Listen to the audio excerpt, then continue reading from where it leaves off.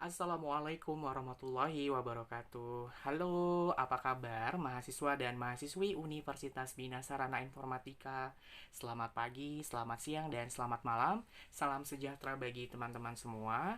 Alhamdulillah di pertemuan kedua ini kembali lagi dengan saya Robbikal Muntaha Meliala sebagai dosen pengampu mata kuliah Public Speaking 2 akan menjelaskan materi baru. Setelah pertemuan pertama kita berbicara tentang tata wicara atau speech personality, di pertemuan kedua kita akan membahas tentang suara. Mari kita diskusikan lebih lanjut. Suara menjadi komponen paling penting bagi seorang announcer ataupun penyiar ataupun pembaca berita. Mengapa? Karena suara adalah salah satu instrumen atau alat yang kita gunakan untuk menyampaikan pesan dari komunikator kepada komunikan. Profil suara atau voice personality pada TV presenter terdiri dari 4 variabel. Pertama adalah pitch. Saya yakin teman-teman semua di sini pasti sudah tidak asing lagi dengan istilah pitch, apalagi bagi teman-teman yang sering menonton kompetisi ajang bakat di stasiun televisi tertentu. Pada saat itu waktu itu ada di Indosiar ya, ketika juri Ibu Tri Utami yang selalu mengomentari beberapa peserta pitch kontrolnya kurang bagus, pitch kontrolnya bagus. Sebenarnya apa sih yang dimaksud dengan pitch itu? Pitch adalah kesesuaian nada sesuai apa yang kita ucapkan dari rongga mulut kita gitu ya. Nilai sebuah nada yang ditentukan oleh jumlah atau frekuensi getaran pada gelombang suara gitu. Jadi, ketika kita mengeluarkan suara atau stimulus, otomatis ada getaran yang keluar dari kerongkongan atau tenggorokan kita. Nah, itu akan membentuk nada-nada tertentu. Sesuai atau tidak nadanya, itu disebut dengan pitch ketika kita sedang bernyanyi gitu. Jadi yang namanya pitch itu dapat diartikan secara singkat merupakan salah satu upaya kita sebagai manusia untuk memproyeksikan suara dengan batuan getaran atau resonansi yang berasal dari tenggorokan atau kerongkongan kita gitu ya. Kemudian yang kedua adalah volume. Volume ukuran lirih, lantangnya suara kurang atau cukup berkumandang, itu juga menjadi profil suara yang menentukan kualitas announcer atau penyiar TV presenter. Yang ketiga adalah vitalitas.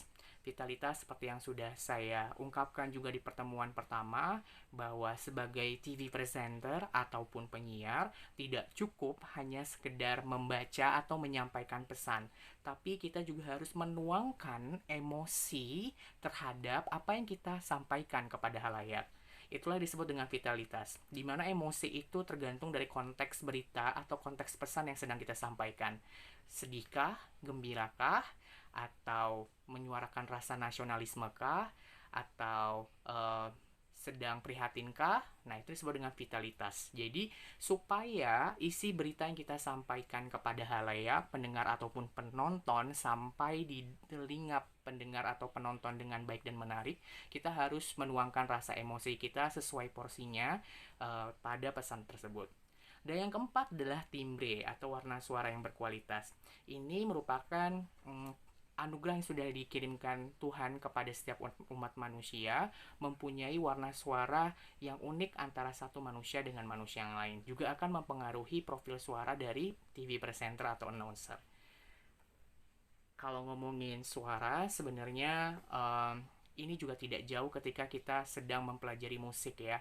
Seperti yang sudah kita ketahui, kategori suara manusia itu dapat dibagi dalam beberapa jenis. Di dalam dunia musik ini disebut sebagai ambitus, gitu ya, ambitus suara. Bagi perempuan, dia mempunyai range nada atau tonal range antara sopran, mezzo-sopran, dan juga alto, gitu. Sopran itu adalah suara tertinggi bagi perempuan, sedangkan mezzo-sopran adalah suara menengahnya, sedangkan nada terendahnya disebut dengan alto atau kontralto. Nah, sopran ini juga terbagi atas 3 jenis, ada soprano leggero, soprano drammatico atau giosto, dan soprano coloratura. Nah, yang bisa menentukan sopran atau mezzo-sopran atau alto bagaimana caranya, Pak? Kalau sopran itu berada di range nada antara do rendah, do re mi fa sol la si do sampai dengan la. La di oktav selanjutnya. Itu sopran ya. Jadi contohnya seperti ini. Dan ini juga berlaku kepada pembagian suara laki-laki, yaitu suara tertingginya adalah tenor, yang keduanya adalah bariton, dan yang ketiga bass. Jadi untuk menentukan atau kita dapat menyadari range suara kita berada di mana, kira-kira ini adalah pakeman atau aturannya. Sopran atau tenor mempunyai tonal range atau jangkauan nada di antara do rendah sampai dengan kemampuan menjangkau suara la di oktav berikutnya. Bahkan sampai si dan do di oktav berikutnya. Contohnya seperti ini. Do, re, mi, fa, sol, la, si, do, re, mi, fa, sol, la, si, do. Itu disebut dengan sopran.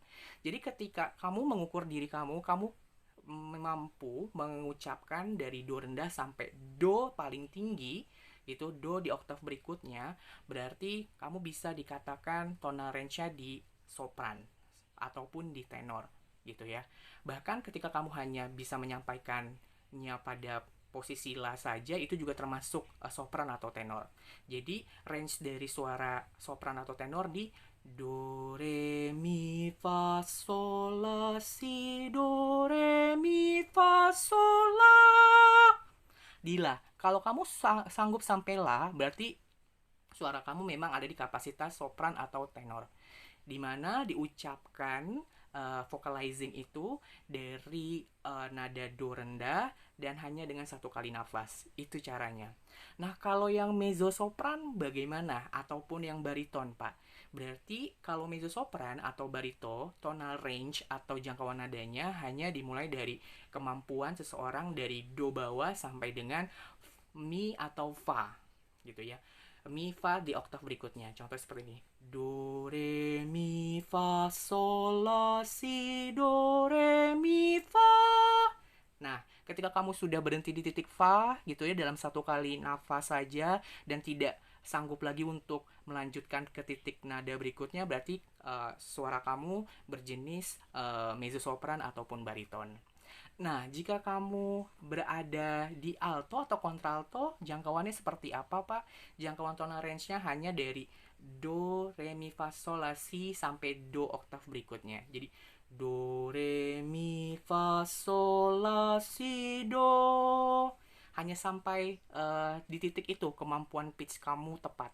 Nah, itu berarti Anda berada di kapasitas suara kontralto alto, atau bagi yang laki-laki disebutnya bass. Kira-kira seperti itu.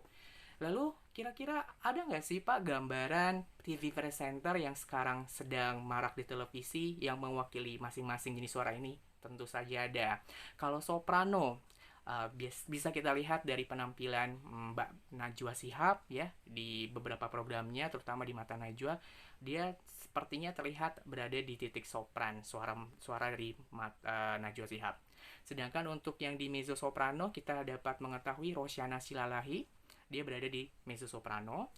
Sedangkan kalau yang terendah, kalau kamu pernah menonton Metro TV, ada namanya Kania Sutisnawinata ataupun Rahma Sarita, itu termasuk perempuan yang bernada rendah atau kontralto atau alto. Ya. Sedangkan untuk yang laki-laki bagaimana Pak? Yang laki-laki juga sama penjelasannya. Bagi TV presenter yang kira-kira berada di titik tenor, kita dapat mengambil contoh penampilan dari Bapak Aiman Wicaksono, ya. Itu salah satu TV presenter dari Kompas TV yang terlihat dia berada di titik tenor. Sedangkan untuk yang berada di bariton, kita dapat mengambil contoh Bapak Tommy Cokro, itu juga berada di antara tenor bariton ataupun bariton gitu. Dan yang ketiga, kalau contoh dari basso atau bass, siapa Pak kira-kira TV presenter yang bisa kita lihat sekarang? Dulu di Metro TV ada yang namanya Bapak Ralph Tampu Bolon. Itu sangat kelihatan sekali bassnya, dan dia memproyeksikan pesan dalam tonal range bass ketika menyampaikan berita kepada penonton. Itu ya, ada Ralph Tampu Bolon. Kira-kira itu yang saya ingin sampaikan tentang apa sih penjelasan antara tenor, tenor bariton, bariton dan bass. Dan juga kalau di wilayah perempuan ada suara sopran, mezzo sopran, dan juga alto atau kontralto. Selanjutnya, lalu suara yang ideal untuk menjadi TV presenter itu seperti apa Pak? Sebenarnya tidak ada pakeman di dalam dunia penyiaran atau ilmu komunikasi, apakah saya harus di sopran, apakah saya harus di tenor saat menjadi TV presenter, karena setiap manusia unik dan dengan keunikan itulah yang melengkapi performa dia sebagai TV presenter. Yang nanti akan menentukan keprofesionalitasan antara satu penyiar dengan penyiar lainnya adalah ketika dia dapat menyampaikan pesannya kepada halayak dengan tepat dan dapat dipahami. Intinya itu. Jadi sebenarnya tidak ada pakeman di range suara mana sih yang sebenarnya bagus untuk jadi penyiar TV atau TV presenter. Tapi menurut survei yang sudah dilakukan oleh Mark Plus and Corporation, banyak sekali kalau penonton Indonesia lebih memilih dan memfavoritkan TV presenter yang berkarakteristik berada di nada suara rendah. Bagi perempuan berarti di antara kapasitas tonal range dari mezzo sopran ke alto atau kontralto, sedangkan bagi yang laki-laki berada di kapasitas tenor bariton ataupun di bass. Kenapa? Karena di nada rendah itu lebih mencerminkan wibawa dari seorang TV presenter saat menyampaikan berita dan terdengar lebih ramah untuk digunakan menyapa pemirsa. Sedangkan kalau di nada tinggi atau di nada sopran ataupun di tenor, penonton di Indonesia lebih menganggap seperti layaknya diagitasi atau diancam gitu, atau sedikit ringkih mendengarnya karena terlalu lantang dan juga nyaring. Kira-kira itu pendapat yang sudah dikumpulkan dari penelitian dilakukan oleh Mark Plus and Corporation. Ya, kemudian bagaimana kita menciptakan atau memproyeksi nada personal optimum? Kita harus mengetahui dulu pertama kapasitas tonal range kita di mana. Sepertinya yang sudah saya contohkan tadi, kita bisa mengukur kira-kira tonal range atau nada suara kita di kapasitas apa. Kalau saya pribadi lebih kepada ke yang menengah ya, tenor bariton. Kalau dulu di paduan suara saya ditempatkan di tenor, tapi kalau untuk menjadi seorang presenter ketika dianalisis lagi saya lebih kepada tenor bariton gitu.